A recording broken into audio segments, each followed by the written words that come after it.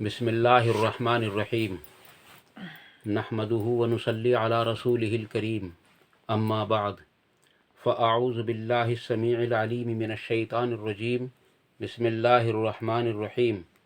قال اللہ تبارک وتعالی فی کتاب الکریم ان اللہ وملائکتہ یصلون علی النبی یا ایہا الذین آمنوا صلوا علیہ وسلموا تسلیما اللہم صلی علی محمد وعلی آل محمد کما صلیت علی ابراہیم وعلی آل ابراہیم انک حمید مجید اللہم بارک علی محمد وعلی آل محمد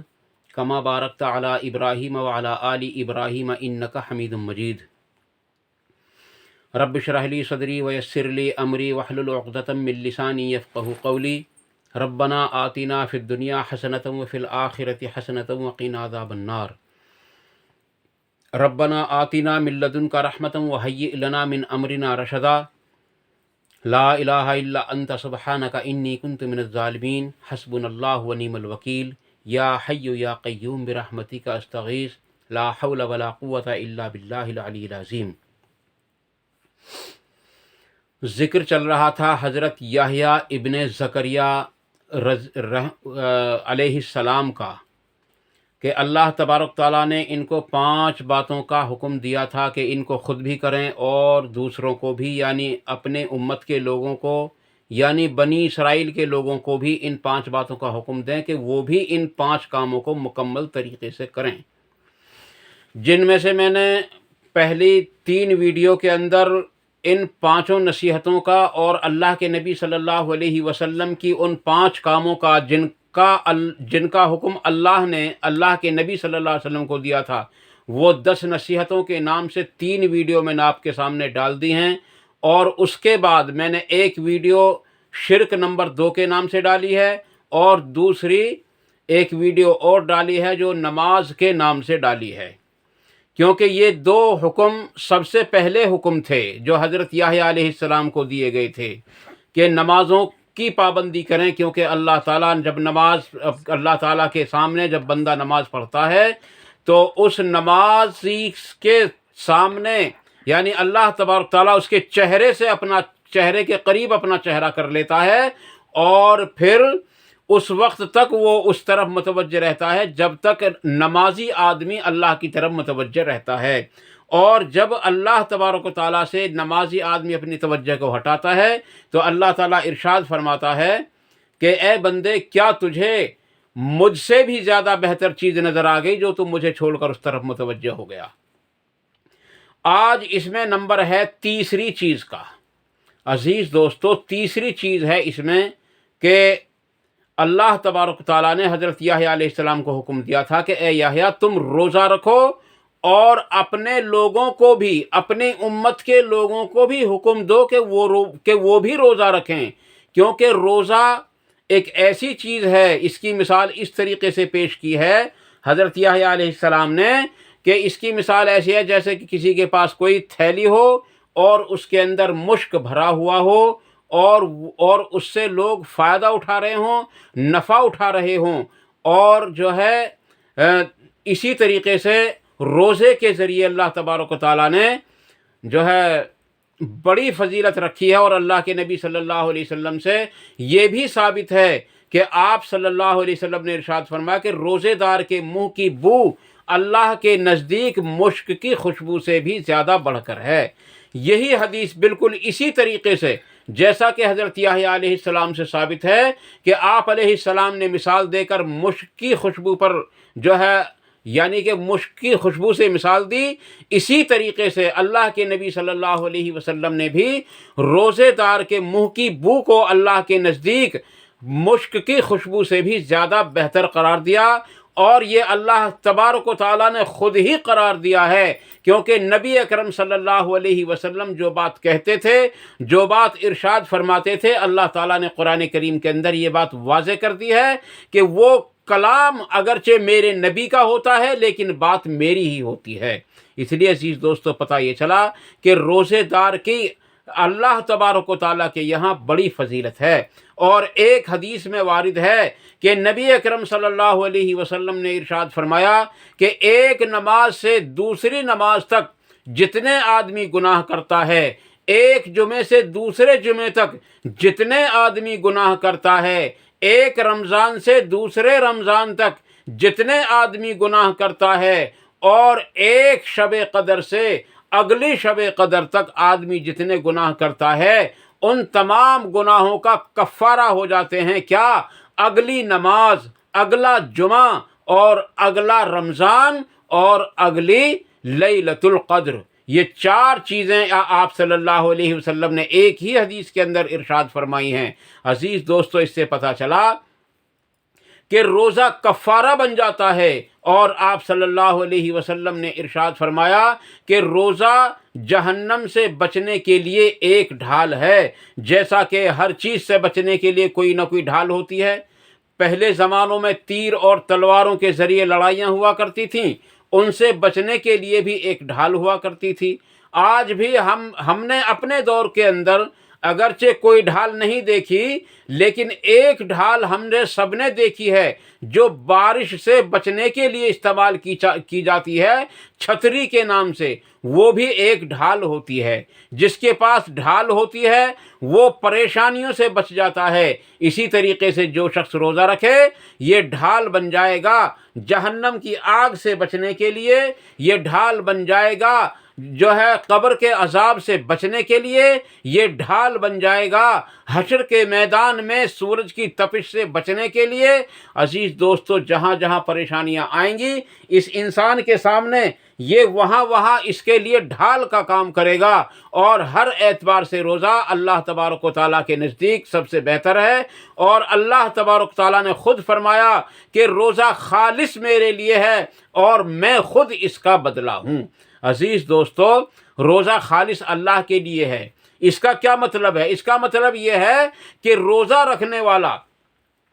بغیر زبان سے کہے یہ ریاکاری نہیں کر سکتا۔ ہاں، اگر کوئی زبان سے ہی کہہ دے تو ریاکاری ہو سکتی ہے۔ نماز پڑھنے والا زبان سے نہ کہے اور تو بھی وہ ریاکاری کر سکتا ہے۔ زکوٰۃ دینے والا، حج کرنے والا، عمرہ کرنے والا، یہ تمام تر چیزیں جتنی بھی ہیں، ان سب کے اندر میں عزیز دوستو آدمی بغیر کسی کو بتائے ریاکاری کر سکتا ہے، لیکن روزہ کیونکہ ایک ایسی مخفی عبادت ہے کہ دوسرا آدمی اس کو دیکھ کر کے بھی محسوس نہیں کر سکتا، اس لیے اللہ تعالیٰ نے فرمایا کہ روزہ خالص میرے لیے ہے، اس کے اندر ریاکاری نہیں ہو سکتی، الا یہ کہ وہ آدمی خود دوسروں کو بتا دے کہ میں روزے سے ہوں۔ اور اس طریقے کی ایک اور بھی حدیث میرے سامنے سے گزری ہے، سند میرے پاس اگرچہ اس کی نہیں ہے، اور میں اس بات کو اس لیے کہہ رہا ہوں کہ ہمارے چینل کا نام ہی صحیح ہے، اس لیے میں اس کے اندر ضعیف احادیث ڈالنا پسند نہیں کرتا، لیکن اگر کوئی آ جاتی ہے تو میں آپ کو بتلا دیتا ہوں۔ اس کی سند میرے پاس ابھی تک نہیں پہنچی ہے، صحیح بھی ہو سکتی ہے، ضعیف بھی ہو سکتی ہے، کسی بھی طرح کی ہو سکتی ہے۔ نبی اکرم صلی اللہ علیہ وسلم کے دور میں کچھ صحابہ کرام نے حضور اکرم صلی اللہ علیہ وسلم کے سامنے کھانا رکھا، اور وہاں لوگ جمع تھے۔ آپ صلی اللہ علیہ وسلم نے کچھ لوگوں سے کہا کہ آپ بھی کھانا کھا لیجئے، تو ان لوگوں نے عرض کی یا رسول اللہ ہم روزے سے ہیں۔ تو آپ صلی اللہ علیہ وسلم نے ارشاد فرمایا کہ روزے دار کے سامنے جب تک لوگ کھانا کھاتے رہتے ہیں، اللہ تعالیٰ اور اس کے فرشتے اس کی طرف رحمتیں اور برکتوں کی دعائیں کرتے رہتے ہیں۔ اس لیے عزیز دوستو، یہاں یہ پتہ چلا کہ روزے دار کے سامنے کھانے سے جو ہے روزے دار کے لیے اللہ تبارک و تعالیٰ کے فرشتے خاص طرح کی رحمت کی دعائیں کرتے ہیں۔ لیکن عزیز دوستو، واضح رہے یہ دعا اس وقت ہے جب اس نے نفل روزہ رکھا ہو، اور اگر کسی نے فرض روزہ رکھا ہو اور سامنے والے نے روزہ نہ رکھا ہو بلا کسی شرعی عذر کے، تو پھر اللہ تبارک تعالیٰ کی لعنت بھی اس شخص پر ہوتی ہے جو روزے دار کے سامنے کھاتا اور پیتا ہے۔ اس لیے عزیز دوستو، روزے دار کے سامنے کھانے پینے سے، خصوصاً فرض روزے کے بارے میں اس کا دھیان رکھیں۔ اور یہ حدیث ایک جگہ کٹ بھی جاتی ہے، لیکن عزیز دوستو اگر یہ حدیث صحیح ہے تو مجھے اس سے کوئی جو ہے اعتراض نہیں ہے، اور اگر حدیث ضعیف ہے تو پھر مجھے کیا، سبھی کو اس سے اعتراض ہو جانا چاہیے۔ ایک جو صحیح احادیث ہیں وہ نبی اکرم صلی اللہ علیہ وسلم سے ثابت ہوتی ہیں کہ آپ صلی اللہ علیہ وسلم روزہ رکھ بھی لیتے تھے اور نفل روزے کو آپ توڑ بھی دیا کرتے تھے۔ مثلاً کوئی مہمان آ گیا یا خود مہمان آ گئے یا کوئی کھانے کی چیز آپ کے سامنے آ جاتی تھی تو کئی حدیثوں سے یہ بات ثابت ہوتی ہے کہ آپ نفل روزے کو توڑ دیا کرتے تھے۔ اس لیے عزیز دوستو، یہاں یہ بھی پتہ چلتا ہے کہ اگر نفل روزہ رکھا ہوا ہو، مہمان آ جائے یا تم کسی کے یہاں مہمان جا کر کے بن جاؤ تو اس کے سامنے یہ محسوس نہ ہونے دیں کہ میں روزے سے ہوں یا میں نے روزہ رکھا ہوا ہے۔ اس لیے عزیز دوستو، مہمان کی خاطر کرنا اور جو کھانا اپنے سامنے آ جائے اس کا ادب و احترام کرنا، یہ اللہ کے نبی صلی اللہ علیہ وسلم سے ثابت ہے۔ اور آپ صلی اللہ علیہ وسلم روزہ رکھتے تھے، خصوصاً اس دن آپ صلی اللہ علیہ وسلم فرماتے کیا کچھ کھانے کو ہے؟ تو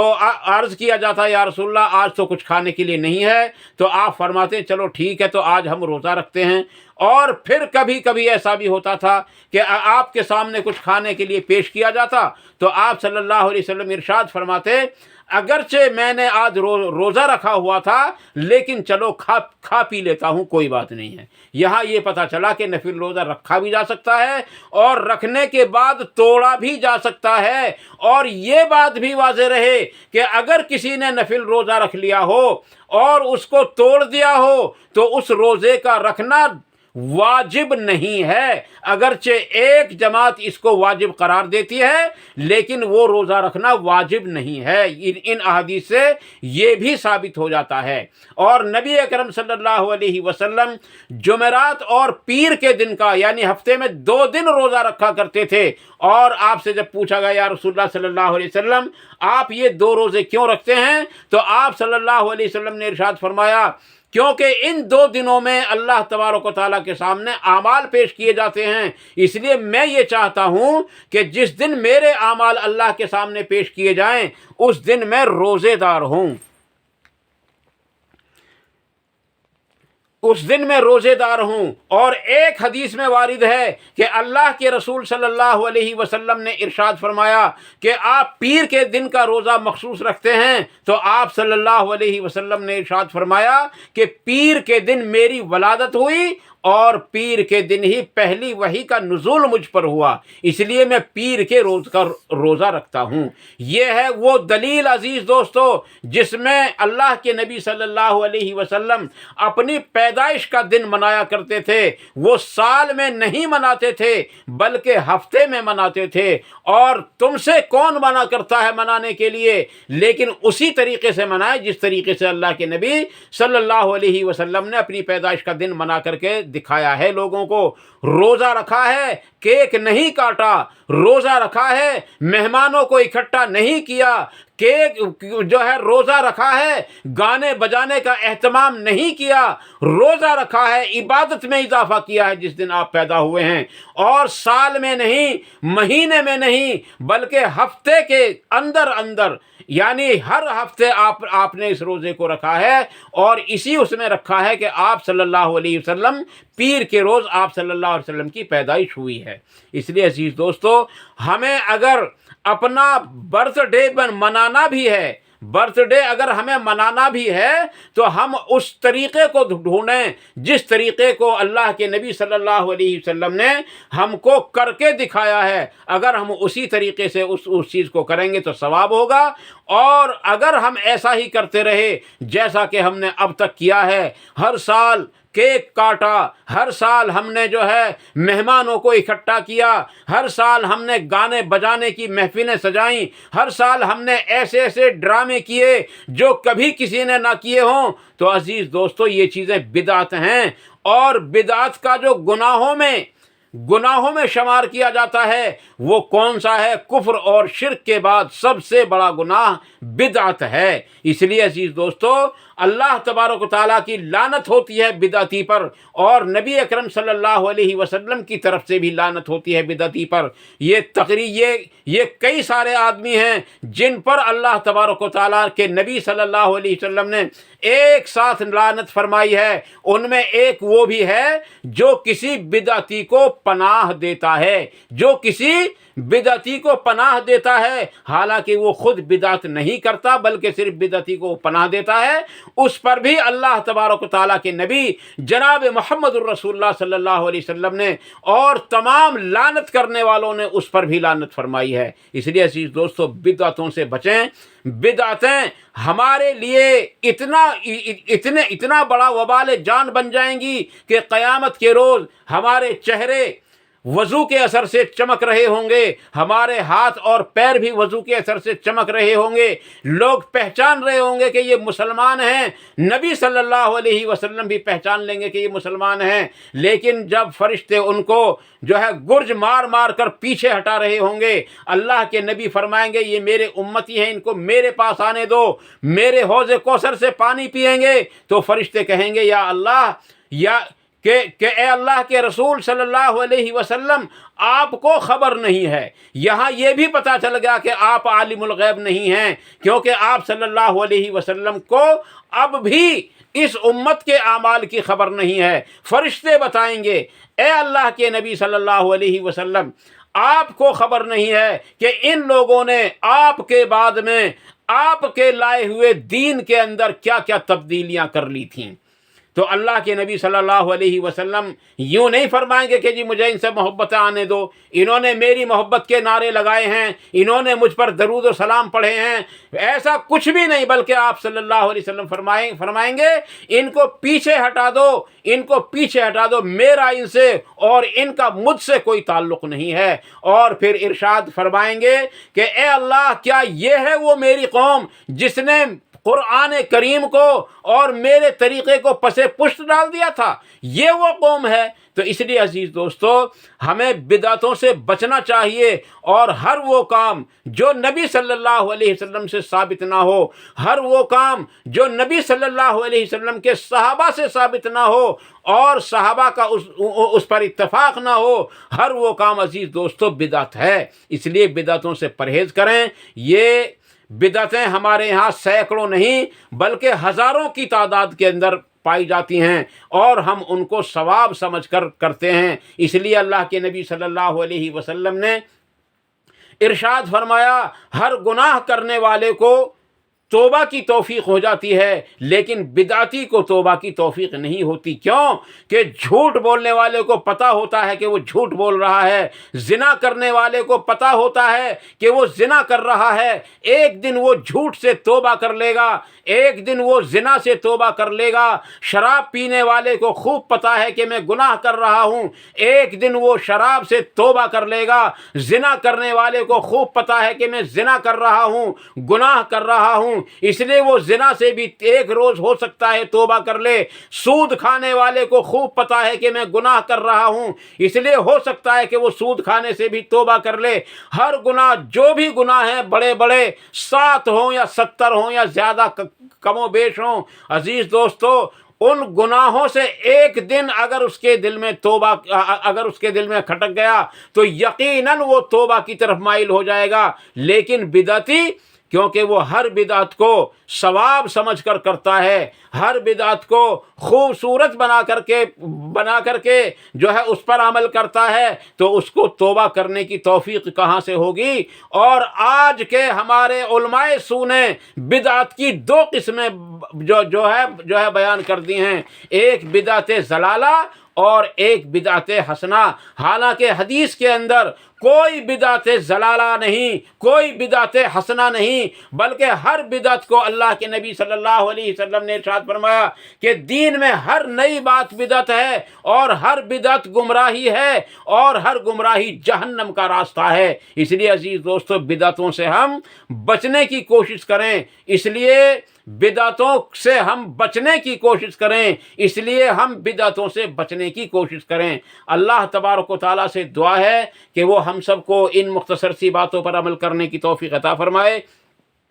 اور اللہ تبارک و تعالیٰ سے دعا ہے کہ وہ ہم سب کے دلوں میں جو بات صحیح نکلی ہوں ان کو ہمارے دلوں کے اندر راسخ فرمائے، اور جو بات غلط نکل گئی ہو جذبات میں، اللہ تعالیٰ اس سے ہم سب کو معاف فرمائے، اور حق باتوں پر ہم سب کو عمل کرنے کی توفیق عطا فرمائے، اور ان پر عمل کرنے کے موقع عطا فرمائے، اور ان پر عمل کرنا بھی آسان فرمائے۔ اور اللہ تبارک تعالیٰ سے دعا ہے کہ ہم سب کو حق بات کہنے اور حق بات سننے کی مکمل طریقے سے پوری توفیق عطا فرمائے، اور اس پر عمل کرنا آسان فرمائے۔ وآخر دعوانا ان الحمد للہ رب العالمین۔ سبحان ربک رب العزت عما یصفون وسلام علی المرسلین والحمد للہ رب العالمین۔ والسلام علیکم ورحمۃ اللہ تبارک و تعالی وبرکاتہ۔